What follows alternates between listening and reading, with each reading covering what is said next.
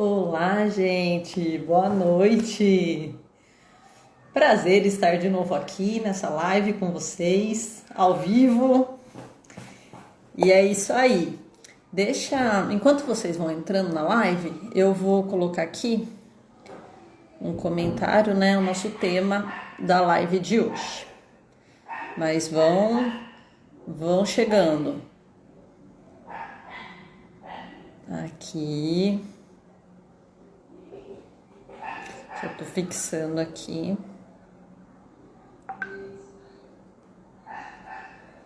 Legal, bacana.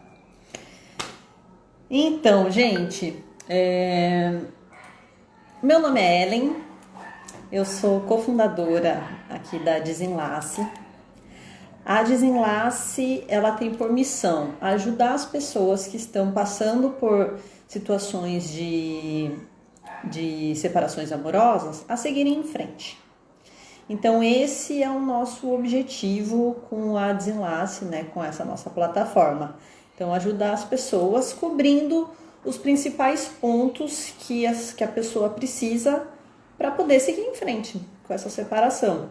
Então, isso envolve a parte jurídica, isso envolve a parte de saúde mental, né, a parte psicológica, envolve filhos, carreira, finanças e tudo mais, porque a gente sabe que se separar não é uma coisa fácil. Se separar dá um trabalho, baita de um trabalho do caramba. E então tem muitas coisas envolvidas nisso, né? Bom, essa plataforma ainda está em desenvolvimento, né? Mas a gente já tem bastante coisa rodando. Como, por exemplo, esse Instagram que você está, que tem dicas e que tem, a gente coloca posts diários, a gente faz as lives e vai abrindo esse canal de comunicação, né? Que vocês podem mandar perguntas e a gente responde. E vamos nessa. E também a gente tem um blog. Se você ainda não conhece o nosso blog, entra lá, ele tá no link da nossa bio. Então é bacana porque tem bastante conteúdo, vários artigos sobre separação, então tem bastante conteúdo, assim. É bem legal. Enfim, e o tema da nossa live de hoje é sobre filhos. Filhos na separação. Como lidar, como fazer, as principais dúvidas. E é um tema que rende. Rende. Eu até conversei, e a nossa convidada hoje é a psicóloga Carolina Druck.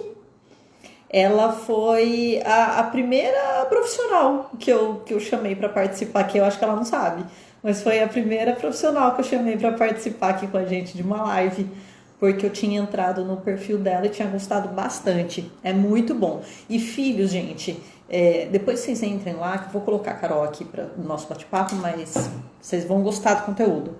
Filho, a gente sabe que é complicado, a gente tem que lidar. A separação não envolve só os pais, né? Não envolve só o casal, né? Envolve as crianças também. Deixa eu colocar ela aqui na live, que daí a gente já começa o nosso bate-papo.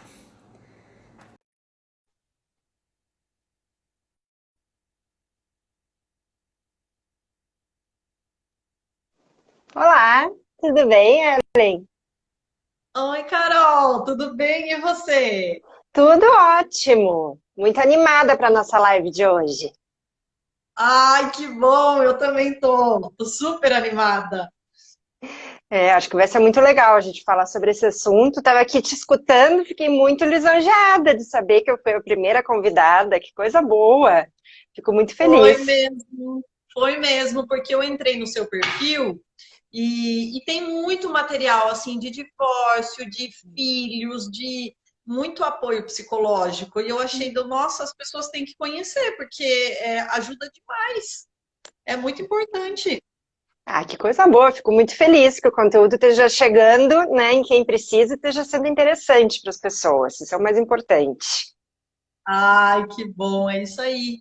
E se apresenta, fala onde que você mora, o que que você faz, com o que exatamente você trabalha. Então, eu moro aqui em Porto Alegre, né? Eu trabalho com psicologia clínica, principalmente com crianças, adolescentes e pais, há quase 10 anos. Eu me especializei na clínica psicanalítica de crianças e adolescentes, atendo também adultos, né? Adultos, inclusive, em processo de separação. Trabalho em parceria com escolas também, sou psicóloga escolar. Mas eu fiz o meu mestrado relacionado a essa área da separação, né? Finalizei o meu mestrado na URGS, e o tema do meu mestrado foi paternidade e separação conjugal. Eu entrevistei pais de crianças pré-escolares que passaram pelo processo da separação e conversei, né, sobre como foi a separação, como eles se organizaram, todos os aspectos que fazem parte desse processo. Eu escolhi esse tema justamente porque a maior parte dos meus atendimentos, né, a área que eu me especializei foi justamente essa área das separações, né? Os relacionamentos amorosos, os conflitos conjugais e as separações, principalmente vinculado ao cuidado dos filhos, né, tanto adolescentes quanto crianças, né, que a gente, quando atende crianças e adolescentes, sabe o quanto é importante a colaboração da família nos atendimentos, a participação e o quanto, né, uns influenciam aos outros. Então, é uma temática que me interessa muito, né, que acho muito importante a gente poder discutir. Não, total. E que legal, eu não sabia que você tinha ido, então, para essa, você tinha escolhido essa área, essa parte da, Uhum. da psicanálise, da psicologia. Não sabia, que interessante. E você descobriu alguma coisa com isso, assim, que você não sabia e achou interessante? Acho que o mais interessante que eu encontrei é o quanto a separação, que muitas vezes a gente considera como a parte mais difícil, né? Às vezes uma tragédia dentro da família, na maioria das vezes, né? Na maioria dos casos é visto, na verdade, como a solução, como o alívio. Né? Porque o que realmente estava trazendo o sofrimento, tanto para os adultos, como principalmente para as crianças, eram os conflitos. E que os conflitos, muitas vezes, são muito anteriores à separação em si. Né? Isso acontece quando o casal, né, se conheceu, quando começou a encontrar algumas diferenças, e daí essas diferenças continuaram depois do casamento, e daí se exacerbaram com a chegada dos filhos. Né? Muitas vezes os filhos vêm justamente para ser o que a gente chama, né? Tem um autor que chama de cola conjugal. Né? Então, o bebê vem, mesmo que seja inconscientemente, com o objetivo de unir um casal que, na verdade, já não está bem há muito tempo. Né? Mas a gente sabe que, na verdade, filho não pode vir com esse objetivo, né? Por mais que não seja proposital, isso é inconsciente, né? Mas o filho não tem como unir o casal, na verdade, ele vem trazendo mais desafios.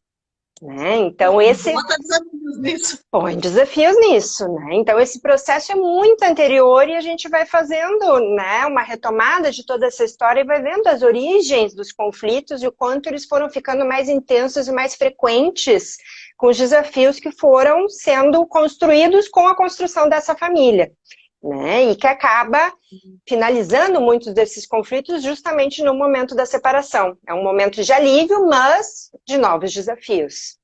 E outra questão que apareceu muito é que a maior dificuldade, na verdade, dos pais, né, após a separação, é diferenciar a conjugalidade da parentalidade. Parentalidade é como que tu vai exercer a tua maternidade e a tua, né, tua paternidade. Então, o luto, muitas vezes, vai interferir nesse cuidado dos filhos, no vínculo com os filhos. Né? Então, esses foram um dos dados principais que mais apareceram. Olha só, interessante. Bem interessante mesmo, porque às vezes fica pensando, a gente pensa, ai, mas a separação vai causar tanto dano na cabeça da criança, sendo que às vezes é até melhor, né, para a criança E a do que própria viver criança no. reconhece isso. Né? Às vezes Olha, a gente pergunta, como é que foi para ti os teus pais se separarem? E realmente, né, genuinamente eles conseguem dizer, eles brigavam muito, né, e eu acho que agora foi bom.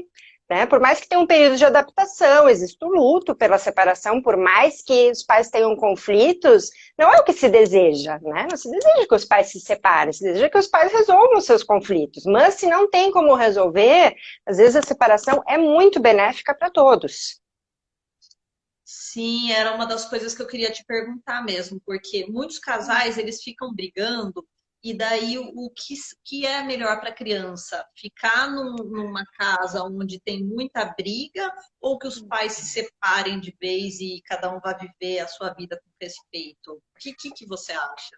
Isso é bem complexo, né? Porque, sim, a separação pode ser uma grande solução e pode fazer com que a convivência fique muito melhor, né? Que a criança esteja em dois ambientes com mais equilíbrio, com mais organização, com uma convivência, inclusive, melhor entre os pais, desde que eles consigam fazer o luto pela separação.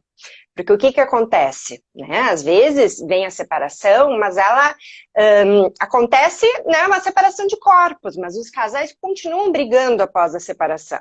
E muitas vezes o filho acaba sendo um mensageiro entre o pai e a mãe, acaba sendo um juiz, né? Tem uma luta de fidelidade do filho, vai ficar de um lado, vai ficar de outro, são dificuldades que aparecem justamente pelos pais não conseguirem elaborar esse luto. Né? Ainda sentirem muita raiva, ainda sentirem muitas mágoas e, bom, eles precisam conviver. Né? Eu costumo dizer, quem é que quer continuar convivendo muitas vezes com o ex? Né? A gente, às vezes, quando separa, a gente quer distância do ex, não quer mais ver. Difícil manter uma amizade, né? Mas quando se tem filhos, esse vínculo é eterno. E daí é que se torna complicado, né? Precisa poder elaborar esse luto da separação para que ela possa ser benéfica e daí sim ser um alívio para todos. Senão é só a continuação dos conflitos que já existiam, né? Muitas vezes exacerbados. Faz sentido, com certeza, porque senão o que adianta? Você pensa que você vai resolver um problema separando, mas não, porque você separa e continua o casal brigando e a criança no meio, igual você falou, né? Sendo o mensageiro Exatamente. do negócio todo, né? Exatamente.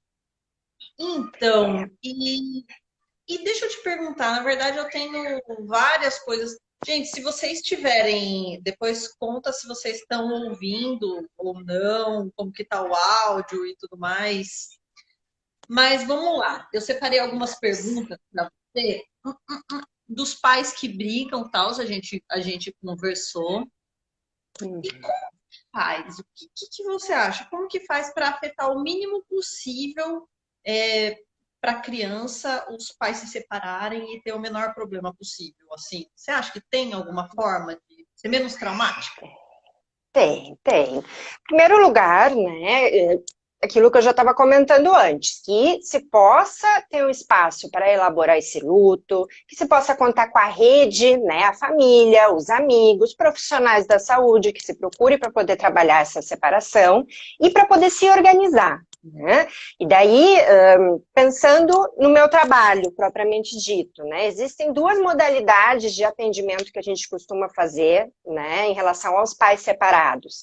A psicoterapia, para esse processo, né, de lidar com luto, né, de entender o final do casamento, poder organizar a vida, porque tem muitas coisas que precisam ser organizadas dali para frente, e uma outra modalidade que é a orientação de pais, que a maioria das pessoas não conhece tanto.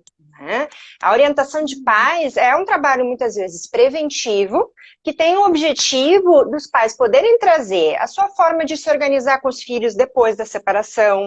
Eu digo separação, mas a orientação de pais pode ser feita em qualquer contexto, né?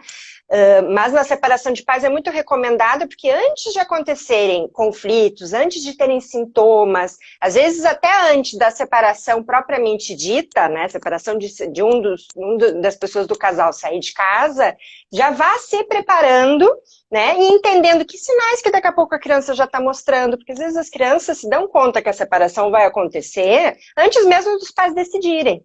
Né? Já me aconteceu das crianças falarem, eu acho que os meus pais vão se separar, e os pais nem tinham chegado nessa conclusão ainda. Mas as crianças sentem, elas têm essa sensibilidade. Então, justamente por elas sentirem, é importante que eles tenham essas orientações e entendam que sinais são esses, de que forma vai se dar a notícia da separação, de que forma vai se apresentar a nova casa para os filhos, né? De que forma que vai se fazer a comunicação, isso é muito importante, isso é um termo que a gente utiliza, né? Que além da paternidade, da maternidade, existe a coparentalidade. Que o que é isso, né? É o trabalho conjunto entre o pai e a mãe, ou entre os dois cuidadores, as duas pessoas responsáveis pela criança. É a articulação no que diz respeito aos cuidados que precisam ser partilhados.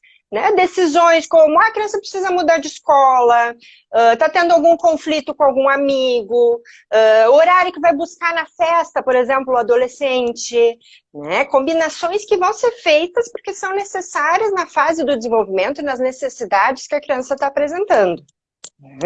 Então, tudo isso vai podendo ser conversado com o psicólogo e a gente vai pensando juntos, dentro desse contexto, quais são, né, o contexto daquela família singular, quais são as necessidades, quais são as dúvidas, né, se compreende o que está se sentindo, o que a criança pode estar querendo nos dizer, mas o objetivo não é a psicoterapia, o objetivo é essa orientação pontual. Se a criança, às vezes, está apresentando alguma dificuldade mais forte, mais exacerbada, daí se vai para a psicoterapia da criança. Mas isso não é obrigatório. Às vezes, só com orientação de pais já se previne muitas dificuldades e a criança nem precisa ir para a psicoterapia. Então, essa é uma recomendação bastante importante. Mas, como eu disse, não precisa necessariamente que se procure um profissional, né? É uma recomendação, quando existe a possibilidade, é muito interessante. Mas, né, para se preparar, para poder lidar com essa primeira fase, a rede é extremamente importante. Não dá para lidar sozinho com isso. E por isso que a plataforma Desenlace é tão importante, porque ela vai fazer parte da rede também. Né? Sim. Com certeza, psicólogo, toda essa rede mesmo de apoio é muito importante. E eu, por exemplo, não conhecia a orientação de pais. E eu acho que muita gente pode não conhecer. E é extremamente útil. Daí, a orientação de pais são os dois juntos e a criança, ou são os dois juntos sem a criança? Normalmente sim, né? A gente tem que observar, né? Cada caso é um caso. Quando existe já uma boa articulação entre os pais, quando existem questões pontuais que precisam ser trabalhadas, mas que os pais conseguem permanecer bem, né, num mesmo ambiente, sem trazer questões da sua relação, mágoas, questões complicadas, né, daí se pode fazer em conjunto. Só que, né, se a gente for pensar, quantos casais recém-separados com filhos conseguem fazer isso, né? Então, eu costumo normalmente trabalhar com os dois separados.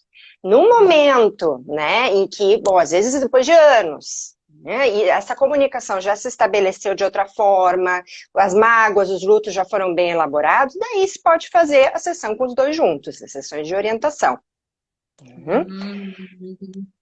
Porque, assim, a orientação, como é que funciona, né? Existe a psicoterapia dos pais, e existe a psicoterapia das crianças e do adolescente. Psicoterapia de criança e adolescente não é feita sem a orientação de pais. Então, como é que funciona? A criança vai, no mínimo, uma vez por semana na sua sessão com o terapeuta e os pais, em média, vão uma vez por mês, ou se necessário, a cada 15 dias, conversar com o terapeuta para ele trazer as impressões sobre a criança, né, para os pais contarem como é que estão as coisas em casa, trazer um panorama de como é que, né, está o contexto da criança e receberem orientações, né, sobre as diferentes questões que a gente vai observando. Então, eu digo que nós somos uma equipe, né, eles me trazem informações, eu trago para eles e nós fazemos planos de ação, né. Mas, né? Junto, exatamente. Mas em algumas situações, como eu disse, às vezes não é necessária ainda a psicoterapia da criança, então só se faz a orientação de pais. Né? E vai se observando, se for necessário, se encaminha a criança para a psicoterapia ou os pais para a sua própria psicoterapia concomitante com a orientação de pais, com outro profissional. Entende? É um trabalho bem mais elaborado, né? Não é simples assim, envolve tudo, né? Envolve toda a família.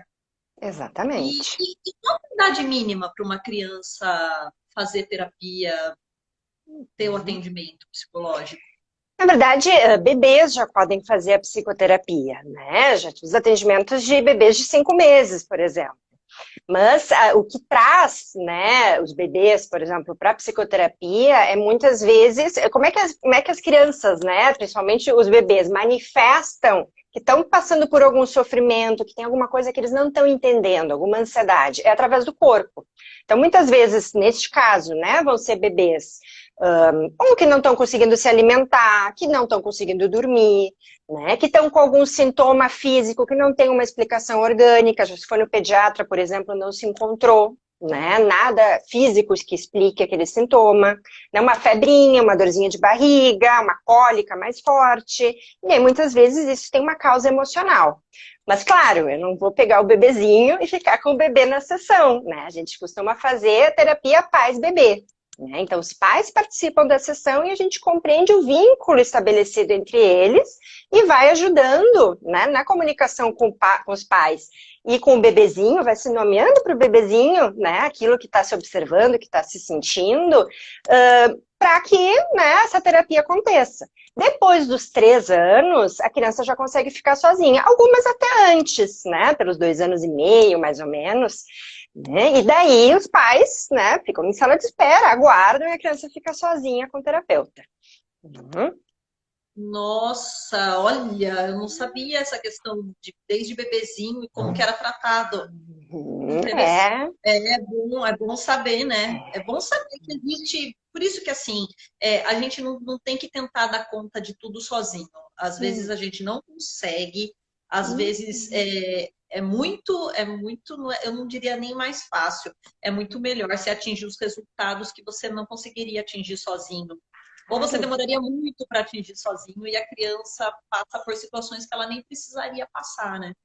E essa questão do tempo é bem importante, né? Por que se criou essas terapias tão precoces, né? Que a gente considera intervenções precoces? Porque se observou que, a longo prazo, os sintomas acabam se tornando... Vai se estabelecendo os sintomas, eles vão se tornando cada vez mais intensos, cada vez mais frequentes, e no momento em que se procura a psicoterapia, às vezes vai se procurar só na idade adulta, aquilo já está estabelecido e às vezes vai se levar anos para conseguir ter um funcionamento diferente, conseguir, né, lidar com transtornos emocionais que se estabeleceram, que se a gente trabalhasse quando a criança é bem pequenininha, né, às vezes em 1 ano já se consegue estabelecer melhor a situação. É claro que não quer dizer a vida continua, né? Então novos conflitos, novas coisas podem aparecer, mas, né, aquela ideia de que não, daqui a pouco passa, né? Deixa crescer, né? Deixa o tempo dela. Não é bem assim, né? Então é importante poder fazer uma avaliação, poder fazer um trabalho preventivo também, assim como se vai no dentista, por exemplo, com a criança, sem ela precisar estar com uma cárie, precisar estar com algo mais sério. Uhum. O terapeuta infantil também tem esse papel. Evita de chegar adultos cheios de traumas e bagagens absurdas, porque tem muito, né? Tem muitos adultos que quando você vai ver a causa raiz do problema, tá lá na infância, tá na primeira infância, tá em... Daí é o trabalho do terapeuta, do psicólogo, de ficar caçando junto com a pessoa até...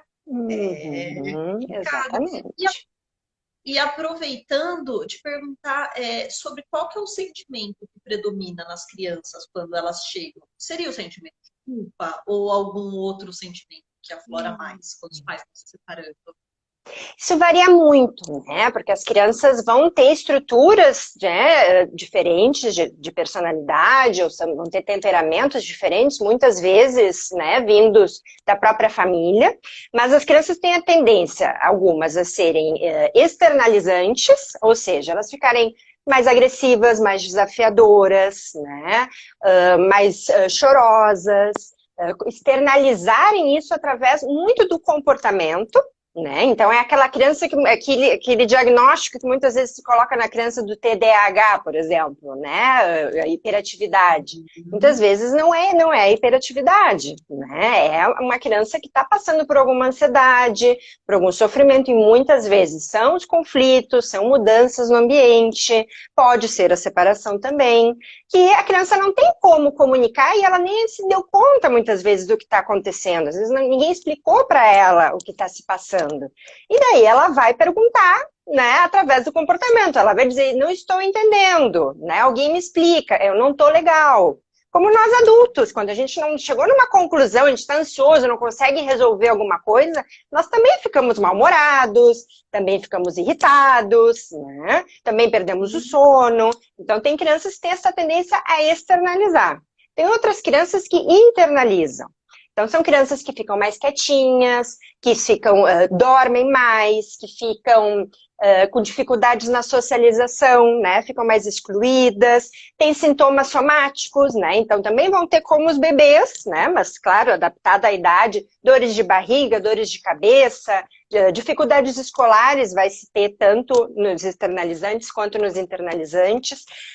Daí são crianças que às vezes têm uma tendência a desenvolver uma depressão no futuro, né? Já os que externalizam têm uma tendência a desenvolverem mais uma ansiedade, ou até uma bipolaridade no futuro. Eu não costumo trabalhar com diagnósticos na infância propriamente dita, porque as crianças estão em desenvolvimento, infância e adolescência. Então, a gente não fecha um diagnóstico, a gente entende que a criança está apresentando sintomas e que elas precisam de uma observação para que não se consolidem em um transtorno específico, né? Que daí na idade adulta a gente já observa. Então as crianças vão manifestar dessa forma, né? Colocando para dentro ou colocando para fora. O que é preocupante, né? Que muitas vezes as crianças que internalizam não são vistas, porque elas não incomodam, né? Elas não estão lá incomodando. Né? Não estão incomodando a professora, não estão dando trabalho para os pais, mas elas estão mais quietinhas. Às vezes a gente chama, né, a criança, diz que a criança está sobreadaptada. É aquela criança que tenta consolar os pais, que tenta inverter os lugares, que tenta não dar trabalho em casa, porque está vendo que os pais não estão bem. Né? Isso sobrecarrega. Comum, né? Muito comum, bastante.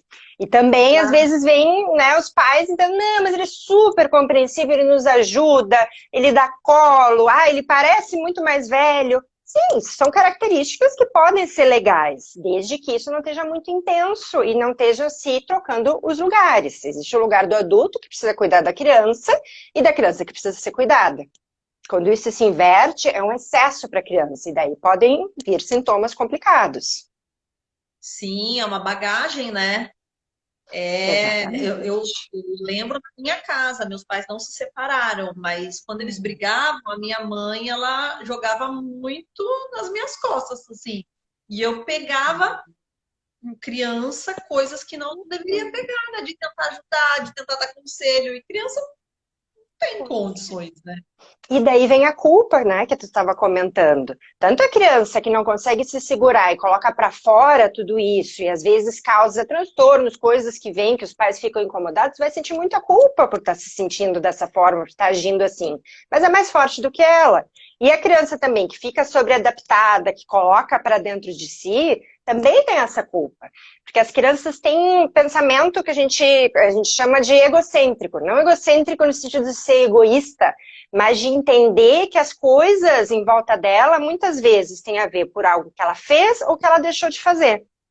Então, bom, meus pais se separaram, às vezes inconscientemente as crianças entendem. Será que eu não podia ter feito alguma coisa? Mas será que fui eu? Aí eu dei muito trabalho, e daí os pais, eles brigaram por minha causa, e às vezes os pais acabam, né? Tem casais que se separam justamente por não conseguirem dialogar no cuidado com os filhos. Brigam porque um quer colocar limite, o outro desautoriza, né? Um se envolve mais nos cuidados, o outro se ausenta, né? Fica mais nos cuidados financeiros, por exemplo. E daí a criança escutando tudo isso, a tendência é que acabe se culpando. Com certeza, toma para ela, né? E surgiu uma pergunta aqui, ó, tem alguma maneira recomendada para a criança ter menos traumas com a separação? Principalmente que haja diálogo em casa, né? As coisas precisam ser nomeadas para a criança. Por que os sintomas muitas vezes vêm? Porque a criança não está conseguindo entender o que está acontecendo e não está conseguindo colocar em palavras o que ela está sentindo. Então, as mudanças, as coisas que forem acontecendo em casa, tudo precisa ser conversado. Né? Por exemplo, uma situação que é bastante traumática e que se observa muitas vezes, né? Os pais acabam fazendo... por esse turbilhão, por se atrapalharem, não contar para a criança que eles se separaram. Por exemplo, o pai sai de casa, bom, como ele está se organizando, avisar para a criança, o pai está viajando. E o pai desaparece 2 semanas. Então, isso é muito traumático, porque isso cria muitas fantasias. A criança sabe que os pais se separaram, porque ela daqui a pouco viu um monte de brigas, ela viu que tinha um clima pesado em casa... Daqui a pouco é atípico, o pai tá viajando, e ela vai ficar tendo um monte de fantasias. Né? A criança fica muito ligada, né? Claro, é que se subestima muito a criança, né? Assim como nós adultos, Sim. entramos no ambiente, a gente pensa, ah, mas que clima pesado, mas aconteceu alguma coisa, as crianças percebem, bem pequenininhas elas já percebem. Então não dá para subestimar a criança e tem que ter esse respeito de poder explicar, olha, o pai e a mãe estavam brigando, não é uma coisa que tem a ver contigo, são coisas do casal, né? Ou o pai e a mãe vão se separar, de novo, mas não é porque vocês fizeram ou deixaram de fazer alguma coisa, é algo da nossa relação como casal, mas nós vamos continuar sendo os teus pais. Tudo precisa ser muito explicado. E também, outra coisa que acontece é se fazer algumas promessas que não se consegue cumprir depois. Ah, porque tu vai ter o teu próprio quarto, vai ter uma cama maravilhosa na minha casa e não sei o quê. E o pai não sabe nem onde é que vai morar, né? Sim, e cria um mundo. Exatamente. Ou então situações mais complicadas, né? De que, bom, vamos continuar nos vendo toda semana e coisa e tal. E, bom, o pai ou a mãe que sai de casa acaba se atrapalhando nesse processo de se reorganizar. Às vezes não busca a criança no horário que precisava, né? Que tinha combinado, né? Não se cumpre, Sim, daqui a pouco, combinados que a criança realmente vai estar esperando. E isso é bastante traumático, né? Então, no que diz respeito à separação, é isso. Né? essa Outros. dica que você deu, ela é tão simples, mas ela é tão necessária, né? Da questão de não dar falsas promessas e não criar expectativa onde às vezes você não vai conseguir. É o que o pai ou mãe gostaria de fazer, mas não o que de fato vai acontecer, né? Exatamente. E outra situação que é complicada, né, que até se promulgou uma lei, né, há alguns anos, é a da alienação parental, né? Então, se falar sobre o motivo que se levou à separação, mesmo que seja para um adolescente, né? Ou os erros que se percebeu que o outro cônjuge fez, né? Coisas, tipo, tu não pode ser igual, tu tá fazendo igual a tua mãe, tá fazendo igual ao teu pai, isso é muito traumático. Porque a criança vira um cabo de guerra, né? O adolescente vira um cabo de guerra. Mas, de novo, não é a separação, são os Sim, conflitos que permanecem. sim, com certeza. Os pais têm muito peso nisso, né? Eles são muito decisivos para a saúde mental da criança. E Exatamente. e qual é a melhor forma, Carol, de contar para a criança que o casal vai se separar? É depois que eles já definiram tudo, já que momento e de que forma? Sim, um momento em que haja privacidade, em que não se estejam fazendo outras coisas, né? Eu tô arrumando a casa e tô falando sobre esse assunto. Não, precisa se sentar e conversar. O ideal, né, se o casal, assim, em situações, por exemplo, traições muito graves, situações muito complicadas, às vezes um dos dois vai ter que dar notícia, né? E o outro vai conversar em outro momento com a criança, né? Os dois vão ter, não é que um vá ficar responsável sozinho por isso, mas vai ter que se fazer isso em dois momentos separados.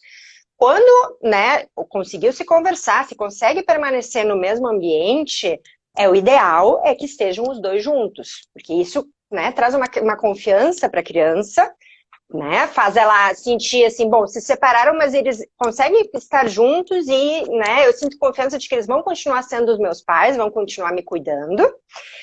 E assim, depende também da idade da criança. Né?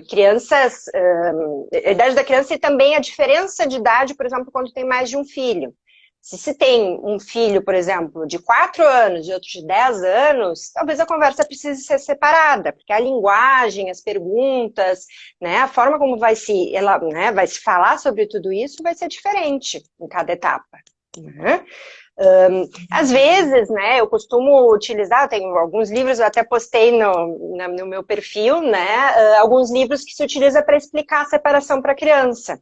Tem livros maravilhosos, emocionantes, né, nós adultos nos emocionamos vendo, né, porque explica, não, mostra, né, a família dos ursinhos, por exemplo, porque a mamãe urso vai ter a sua casa, o papai urso vai, né, tem coisas muito legais. Né? E, de novo, a questão de não trazer as falsas promessas, cuidar o tom emocional, né? Não tem problema chorar, se emocionar, Mas e aquilo ser intenso demais, né, haver um descontrole das emoções pode ser muito assustador para a criança. Então, o ideal é que, né, se consiga respirar, às vezes vai se pedir ajuda para uma avó, para uma tia, para estar junto, né, para dar apoio para o pai ou para a mãe que está precisando, né, e daí poder explicar para a criança, desde que haja um vínculo também da criança com essa pessoa, né, para a criança também não se sentir constrangida. Outra coisa, né, a criança, dá tempo para a criança, às vezes a criança vai ouvir e vai dizer, tá, tudo bem, vamos se separar. E depois de um tempo vai caindo a ficha. Então não ficar em cima da criança, tu entendeu? Né? Vai ser assim, vai ser assado. A criança vai trazer as suas próprias dúvidas com o tempo, né? Outra coisa que acontece, às vezes se separa quando a criança tem 2, 3, 4 anos. A separação aconteceu, mas com o tempo, a criança pode conviver com outras, né? Entra na escola, por exemplo, convive com crianças com outra configuração de família, e daí podem vir dúvidas que lá no início não apareceram. Né? Na adolescência isso acontece muito. Mas assim, vocês se separaram, mas a mãe te traiu, né? Mas o pai não era um bom marido para ti. Começa a se compreender melhor a realidade e daí vem dúvidas. E os adolescentes... Sempre falar a verdade. Sempre tem que falar a verdade. Né? Não dá para se mentir para a criança. Porque, né, assim como com os adultos, a mentira tem perna curta. E a criança vai perceber quando não se está falando a verdade. Até porque, né, durante o dia a dia, daqui a pouco tu esqueceu que tu explicou coisas de determinado jeito, né, e a verdade aparece. Né? Mas, assim, não quer dizer também que vai...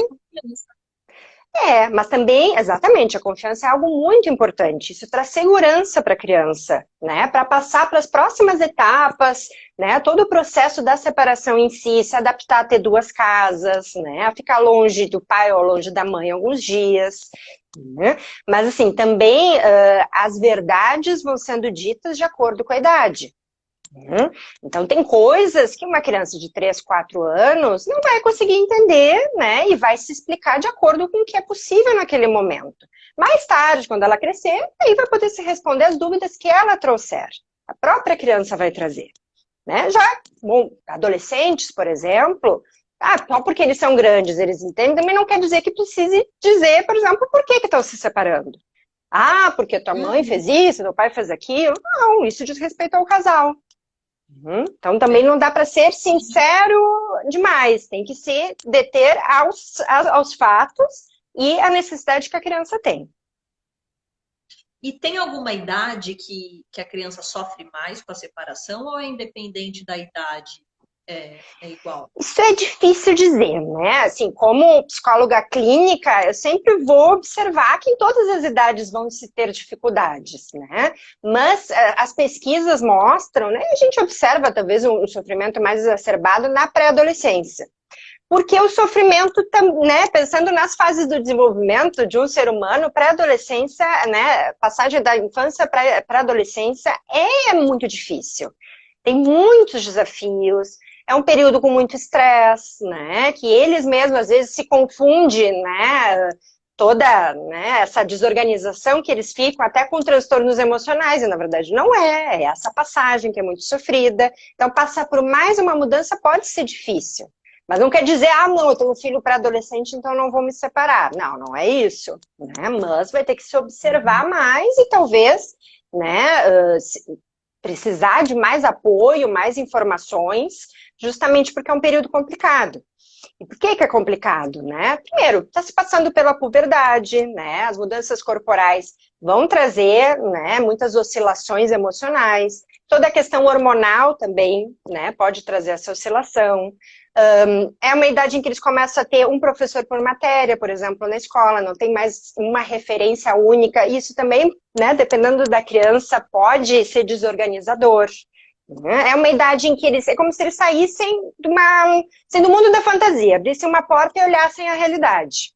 E muitas vezes eles se sentem traídos, eles se sentem assustados com isso, eles ainda não se conhecem nessa nova realidade, né? Eles não têm a identidade deles formada, então eles são muito suscetíveis à opinião das outras pessoas. É aquela idade, né, de se juntar com a melhor amiga e às vezes exclui a outra, né, das fidelidades. Não, tu é minha amiga, tu não pode sair com a outra. De o grupo começar a ter mais importância do que a família. Não quer dizer que a família não seja importante, mas tem uma abertura para esse mundo social, e no mundo social a gente vai encontrar tantas pessoas que vão gostar da gente, quanto as que vão nos criticar. Só que quando a gente começa a vivenciar isso, é muito difícil. Então, ter mais, né, a separação é mais um desafio, mas que consegue se ultrapassar. Nossa, sim, perfeito, é isso aí. Olha, inclusive, deixa eu ver o que a Bruna escreveu aqui. Um amigo meu, peraí, um amigo meu se separou da ex-mulher e se casou logo em seguida com outra. A filha dele, de 13 anos, ficou muito magoada por 1 ou 2 anos. Essa situação deve ser bem normal também, não? Isso acontece, eu não sei o contexto, né? Se a separação aconteceu por causa desse, né, desse relacionamento fora, né, da relação com a mãe da filha, né? Se foi uma relação que iniciou logo depois da separação. Mas a chegada de uma nova pessoa, né, na vida da criança e do adolescente também é algo delicado, né? Precisa poder se fazer isso com calma, né? Primeiro, poder evoluir a relação, sentir confiança nessa nova pessoa, né? A relação está mais sólida para poder introduzir, né, essa parte essencial, importante da sua própria vida, que são os filhos. Né? Porque se cria um vínculo, né? Ou às vezes se tem dificuldade de criar o vínculo no início, porque a separação dos pais ainda é muito recente. Né? Às vezes tem essa questão da, né, da criança sentir, por mais que às vezes os pais não coloquem dessa forma, mas sinta que precisa ser fiel. Então não posso gostar da nova namorada do pai, porque é como se eu estivesse traindo a minha mãe. Não é que eu vou gostar dessa nova pessoa. Né? Até porque se percebe que, por mais que já tenha passado um tempo, não é fácil a gente ver o nosso ex como uma nova pessoa, tem que conviver com essa nova pessoa. Então, essa fidelidade acaba aparecendo. E nessa idade né, da adolescência, pré-adolescência, isso pode acontecer. Né? Essa questão da fidelidade é muito forte nessa idade. Né? Isso pega bastante, né? Uhum. Bastante, porque eles também são muito convictos, quando eles pensam uma coisa, às vezes eles são muito, né, levantam a bandeira, então não, tá namorando com uma nova pessoa, não quero saber dessa pessoa, aí não sei o quê. Então vem também muito do pai se aproximar, explicar, né, o vínculo, o diálogo é extremamente importante para a introdução dessa nova pessoa. Nessa fase, né? E sobre depressão em crianças, Carol. Como que a gente percebe que uma criança está com depressão? É porque ela fica mais quietinha ou depende da criança? Sim, a criança pode ter sintomas muito parecidos com o que eu teria um adulto, por exemplo. Por exemplo, ficar mais chorosa, mais triste, se isolar, dormir demais, comer a mais ou comer a menos, né? Ou ter insônia. Todos esses sintomas a gente vê nos quadros de depressão. Só que na criança, especificamente, fica mais forte os sintomas somáticos, né? Então, essas manifestações no corpo de algo, né, emocional que não está, né, não tá bem dentro da criança, e a irritabilidade. Por isso que eu continuo dizendo, muitas vezes, diagnóstico se coloca na criança, né, de hiperatividade, déficit de atenção, de transtorno opositor, muitas vezes, na verdade, é uma depressão que a criança está desenvolvendo. O que não quer dizer que não possa ter as duas coisas concomitantes, pode-se ter a depressão e pode-se ter outros diagnósticos ao mesmo tempo. Né? Mas o principal sinal de alerta é isso, sintomas no corpo, né, e irritabilidade. E no adolescente, principalmente a irritabilidade. Né? Eles ficam extremamente irritados. Exatamente. Porque às vezes ainda se confunde, né, depressão como uma pessoa que fica, que chora muito, que diz que está triste, nem sempre. Né? Depressão, na verdade, a pessoa está desvitalizada, né? Ela não está com energia para viver, às vezes não tem energia nem para levantar da cama. E no caso das crianças, a irritação acaba sendo a mais forte, mostra que ela está entrando nesse quadro. E pode não ter a depressão, como eu disse, o diagnóstico da depressão, mas é um sintoma que, se está exacerbado, pode evoluir para o transtorno depressivo maior. Né? Você tem a Sim, não é depressão, uma que é o tristeza sintoma. passageira. Desculpa, não escutei. Não, é que eu tava pensando que não é uma tristeza passageira, assim, que a criança ficou tristinha aquela hora, não, é um negócio que demora um pouco mais, né? Isso é importante também, né? O quão intensa é essa irritabilidade, o quão frequentes são esses sintomas no corpo. Ou a gente, por exemplo, ficar nervoso antes de uma apresentação, sentir uma dorzinha de barriga, acontece. Bom, mas se toda vez a gente tem essa dor de barriga e a gente tem vontade de desistir, etc., e isso vai se tornando um problema, é frequente, é intenso, então a gente precisa observar isso melhor. Né? Precisa compreender, precisa procurar ajuda muitas vezes. Com a criança é a mesma coisa. Sim, e Carol, é, casas que as pessoas, que os pais brigam muito, tem tendência das crianças repetirem o mesmo comportamento quando elas tiverem as casas delas, os relacionamentos delas? Ou não? Sim, sim, e isso é bem interessante, né? Até eu fiz um vídeo sobre isso lá na minha página, que eu falava sobre como é que se estabelecem, por exemplo, as escolhas conjugais. Por que a gente se interessa por determinadas pessoas? Por que a gente se relaciona com determinados padrões? Às vezes acontece, né, da gente namorar pessoas parecidas, né? Ou repetir situações nas relações, uma atrás da outra. Ah, mas né? Você fala, eu tenho o dedo podre, né? Ah, por que eu faço isso comigo? E, na verdade, isso tem origem, muitas vezes, na infância. É a forma como os pais estabeleceram um vínculo com a criança, o vínculo, se houve segurança nesse vínculo, né? Se criou situações de insegurança, de ansiedade, né? E também a forma como o casal vai se relacionar. Então, às vezes, se tem uma crítica até, né? Bom, eu não quero me relacionar como meus pais se relacionaram. E às vezes quer se fazer o contrário disso. E às vezes o contrário, tiro sai pela culatra. Às vezes o contrário também pode ser complicado. Né? Então, assim, às vezes se entra numa evitação de qualquer relacionamento. Porque se tem a representação de que relacionamento é briga, é violência, né, é estresse. Então, só de pensar em se relacionar, às vezes as pessoas ficam assim. Isso é bastante comum hoje em dia, né? Até se relacionam, mas não é uma relação, não é um vínculo, né? É mais né, uma troca de favores, digamos assim, né? Bom, a gente se diverte, né, mas não estabelecemos um vínculo, um compromisso um com o outro. Outras vezes se cria o contrário, uma ansiedade muito grande, porque se fica com uma baixa autoestima, por exemplo. Né? Pais muito rígidos, ou que se observava, né, digamos, um pai que é muito rígido e muito crítico, daqui a pouco com a esposa, né? E a menina daqui a pouco se identifica com essa figura feminina. Ela pode acabar repetindo nos relacionamentos dela no futuro a mesma posição que a mãe permanecer na relação com o pai. Claro, não quer dizer que porque a menina vai repetir igual a mãe, né? A gente tem essas questões dos gêneros hoje em dia, pode repetir igual ao pai, se tornar uma mulher autoritária, por exemplo, buscar homens que vão se submeter a essa autoridade, mas a tendência é que a gente faça escolhas muito baseadas nessa história. E é por isso que a gente precisa entender a nossa história para poder fazer escolhas mais conscientes, né? E daí a qualidade das relações também vai ser outra. Sim, com certeza. E pensando assim, é mesmo, a gente vê casos do tiro sair pela culatra mesmo. Você querer evitar tanto uma situação que você busca outra que nem é a ideal, né? Que você não quer relacionamento nenhum também. E isso tem, né? Isso acontece. Você evita muito a relação porque se acha que se relacionar não é uma coisa boa. Né? Ou não se sabe como se relacionar de um jeito que não gere sofrimento. Nossa. Ah, tem uma perguntinha aqui, vamos ver, da Lúcia. Quão insegura a criança pode se sentir quando presencia um dos pais com outra pessoa na própria casa? Nossa, situação complicadíssima, não? Com outra pessoa após a separação ou num contexto de traição, né? Não sei se, para mim, não sei se ficou em que contexto que tu entendeu. Se puder complementar a pergunta. Eu entendi do de traição. De mas eu traição. não sei se é esse. Lúcia, Isso depois pode. você fala pra gente se é traição ou não. Vamos pensar nas duas possibilidades, então. Sendo no contexto da traição, sim, pode ser muito confuso para a criança.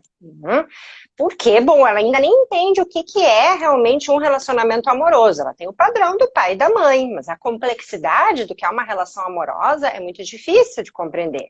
Então, ainda mais a presença de uma nova pessoa, né? Entender que daqui a pouco esse encontro pode ser meramente sexual, não quer dizer que haja um vínculo, né? E que isso também tem a ver, muitas vezes a traição tem a ver com os problemas do casal, né? Existe um problema e daí a gente costuma dizer, se atua em cima do problema. Em vez de se conversar sobre isso, se mostra que não se está bem a partir de um comportamento. Então, bom, se trai como uma forma de separar, ou se trai para demonstrar que não está satisfeito, né? Isso na relação do casal, mas para a gente já é complicado aqui explicar. Eu estou aqui enrolando para explicar o que significa uma traição. Imagina explicar isso para uma criança. Então, é muito complicado. Muito. Né? E nesse caso, né, do pai, bom, se tentaria se dar essa explicação, né? Se dizer, bom, que o pai e a mãe talvez não estejam tão legais, não estejam tão bem, que isso é uma coisa do casal, que eles estão trabalhando para isso, estão se esforçando para isso, que ele não precisa se preocupar, né? Que confie no pai e na mãe, e daí precisa realmente confiar, não dá para quebrar essa confiança, né? Por exemplo, você repetir essa situação, né? Outra coisa que é super complicada, pensei nessa situação, querer criar um segredo com a criança. Tu não conta para tua mãe que tu me viu com essa mulher. Complicado, não? É um caso em que precisa realmente se abrir a situação, porque se cria, né, uma situação super complicada. Eu veria uma criança que daqui a pouco poderia ter algum sintoma, né? É uma situação muito prejudicial para a criança. Né? Eu tô aqui pensando, porque é uma situação atípica, a criança vê isso, né? Mas pode acontecer. Não, mas situações de traição, muitas vezes a criança fica sabendo, né? Às vezes pode não pegar de fato, mas às vezes pode estar com o celular do pai mexendo, ou da mãe, e ver alguma mensagem. Então, assim, é muito complicado, né? Eu acho que os pais eles tinham que ter mais responsabilidade nessa parte, porque para a criança é muito complicado. Isso responde à pergunta anterior, né? Como fazer para que não seja traumático para a criança? O que é um trauma? É algo que é um excesso, né? Tem coisas que a gente consegue absorver, que a gente consegue usar os nossos recursos e lidar muito bem. Às vezes coisas difíceis, mas quando é um excesso, quando vai além das nossas condições, e as crianças têm, né, recursos internos limitados, elas não conseguem lidar com tudo, elas não entendem tudo da mesma forma. Então, isso seria um excesso. E esse excesso, muitas vezes, vai levar a sintomas, porque vai se colocar esse excesso aonde, né? O que eu vou fazer com aquilo que está pesando ali dentro de mim? Então, uma criança que pode, sim, pode ter, né, voltar a fazer xixi na cama, por exemplo, pode ficar mais agressiva, né, perante esse pai, né, ou essa mãe que está fazendo a traição, né. Se for um adolescente, com certeza vai ficar mais desafiador, vai se gerar um conflito dentro de casa. Então, esse é um caso em que, né, talvez o casal precise ir para uma terapia de casal e precise se observar como é que a criança ficou. Se for o caso, vai se precisar ter o acompanhamento da criança também. Sim, sem dúvida. Aqui, ó, mais uma perguntinha aqui, Carol. Sou divorciado e tenho 2 filhos. Eles são muito apegados à mãe e não gostam de ficar muito tempo comigo. Já estou me acostumando, mas existe algo que eu possa fazer para reverter essa situação? Sim, acho que é importante observar, né, que situações, que coisas que pode ser que estejam causando esse afastamento, né? Às vezes, a gente observa que antes da separação o vínculo não se estabeleceu tão forte, muitas vezes porque, né, a mãe acabou, né, puxando os filhos mais para si, ou às vezes os pais têm dificuldade de entrar nessa relação e criar esse vínculo, né, participar também dos cuidados dos filhos né, lidar com essas diferenças de gerações. Então essas questões já são anteriores à separação. Depois da separação, isso permanece, né, e pode ser, eu não sei o contexto também, que os conflitos, né, ou coisas que possam ser ditas, né, tenham causado esse afastamento, fantasias que as crianças possam ter, pode fazer com que haja esse afastamento. Mas se é uma questão puramente de construção do vínculo, né, que talvez tenha sido difícil desde o início, cumprir, principalmente, dias da criança ir para casa do pai, cumprir essas visitas, né, a criança, não é visita, na verdade, é a convivência. Né? A criança ir para a casa do pai, né? Se estabelecer um ambiente que ela se sinta à vontade, convidar ela para organizar, por exemplo, o ambiente, ter um quarto, ter um espaço em que a criança vai dormir, que ela participe desse processo junto, né? Não trazer, por exemplo, os passeios, as coisas que vai se fazer junto por um gosto ou por uma vontade do pai, convidar, perguntar, né? Participar das coisas que eles gostam.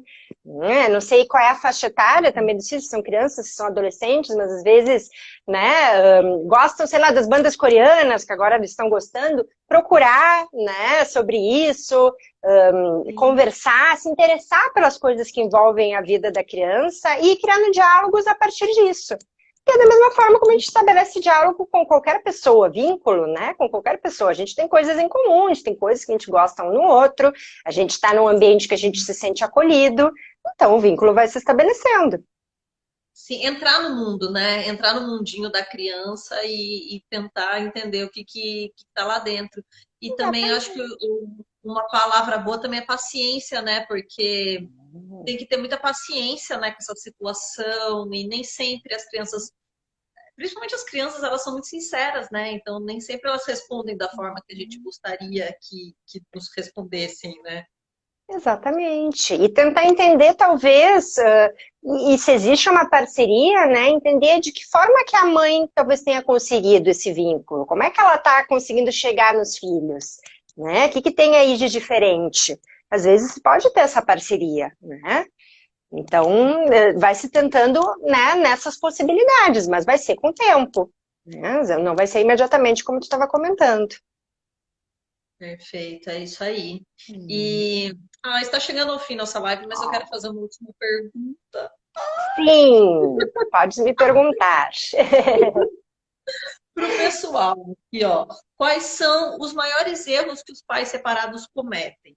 Então, umas dicas assim, para não fazer. Não Eu fazer. até, coincidentemente, eu fiz um post sobre isso, né? Falando exatamente quais são as 10 erros mais comuns. Eu vou citar alguns, né? Mas, assim, alguns que a gente até já comentou. Né? Criar essa fidelidade, né? De falar mal, por exemplo, né, da mãe ou do pai, ou contar segredos, né, do tipo, eu vou te contar tal coisa que aconteceu, né, da relação do pai e da mãe, mas tu não conta, né, para tua mãe que tu está sabendo disso.